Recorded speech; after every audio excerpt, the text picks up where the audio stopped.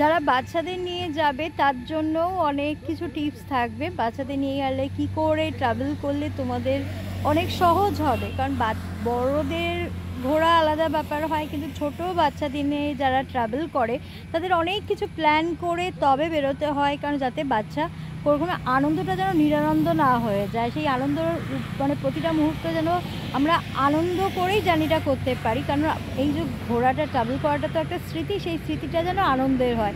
সেই জন্য এর মধ্যেও আমারও তো ছোট একটা বাচ্চা আছে, আশা রাখি তোমরা সেই টিপসগুলো তোমাদের কাজে লাগবে। তো ব্লগটা শেষ পর্যন্ত দেখো। কলকাতা টু প্রথমে আমরা গেছি কামাখ্যা থেকে আমরা গেছি চেরাপুঞ্জি থেকে আমরা ডাউকি রাস্তা কিন্তু ভীষণ খারাপ।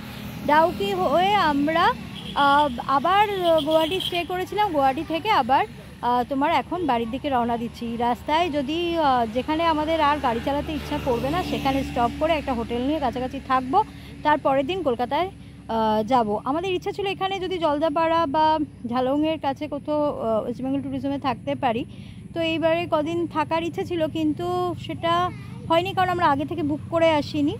প্রি বুক করে এলে সব থেকে ভালো হতো। তো ওখানে কথা বলে একজনের নাম্বার নিয়েছি, আমি তোমাদের সাথে সেই নাম্বারটাও শেয়ার করব, তো তোমাদেরও যদি সুবিধা হতে পারে।